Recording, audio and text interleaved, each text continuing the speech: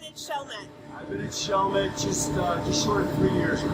Okay, what's your name? My name's Jeff Wright. And what's your position? I am the maintenance department. Wonderful. And what do you do to help the customer?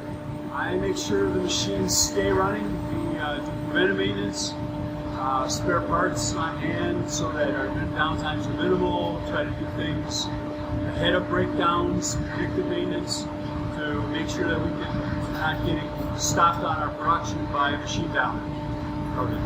Perfect. What are you working on now? Working on now a ground detection cage for our melting pot. It goes inside the pot so if we get a crack, metal gets in there, it'll short out and shut the machine down before we have a catastrophic failure. And they use these on second shift, so I make them up on first shift and I'm on the shelf and grab them as they need them. Wonderful.